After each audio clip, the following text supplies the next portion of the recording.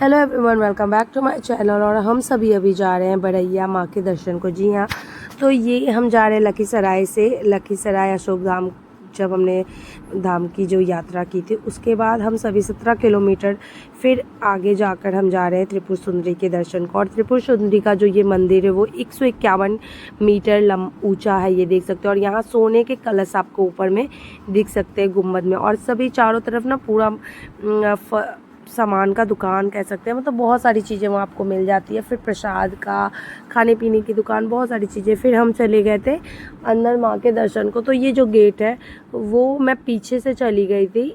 यहाँ 2 गेट था, एक आगे से और एक पीछे से। तो मैं पीछे से गई तो मुझे ये बलि देने के लिए यहाँ पे जीव जंतु दिख गए थे जो बिकते हैं, मतलब जिसको भी अपना बलि देना हो ये यहाँ से ख़रीद के माँ को चढ़ा के फिर बलि दिया जाता है। बहुत लोग का मन्नत पूरा होता है तो यहाँ चढ़ाया जाता है ये बलि। फिर क्या किया जाता है मुझे नहीं इतना पता, लेकिन क्योंकि मैं फ़र्स्ट टाइम गई थी माँ के दर्शन को।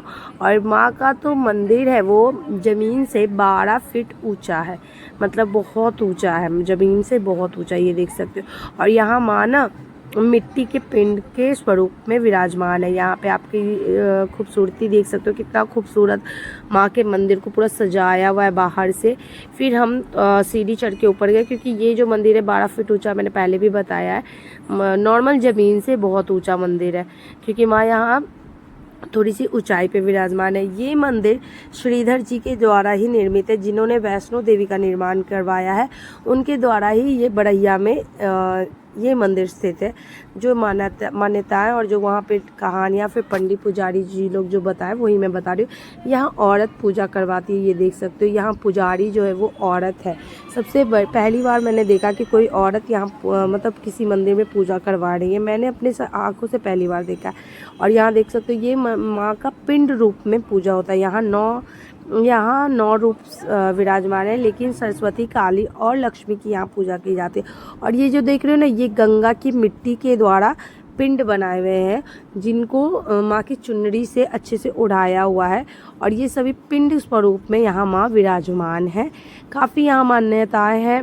कहा जाता है कि यहाँ से जो भी जाता है वो कभी खाली हाथ नहीं जाता है, जो भी मांगता है वो माँ ज़रूर देती है सच्चे मन से, जिनका भी अच्छे से श्रद्धा होती है।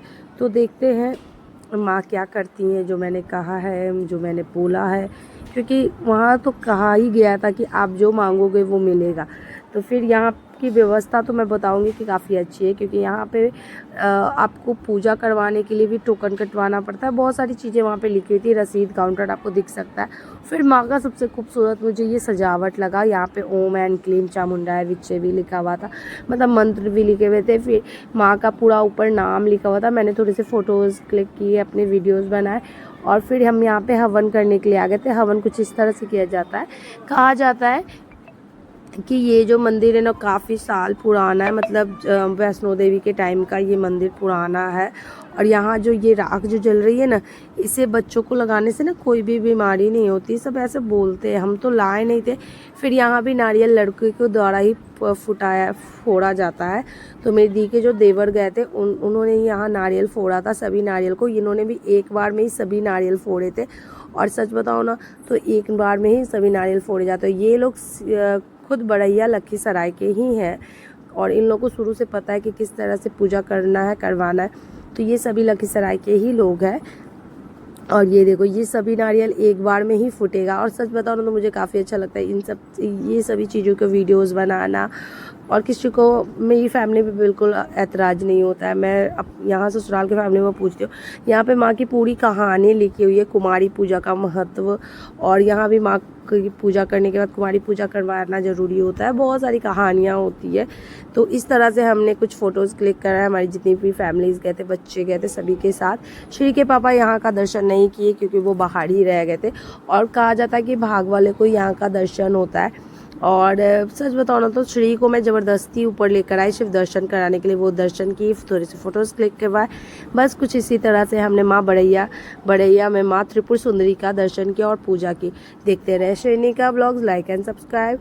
और हाँ, एक बार जय माता दी ज़रूर से ज़रूर लिख देना। और माँ बगला त्रिपुर सुंदरी का ज़रूर से ज़रूर आप स्मरण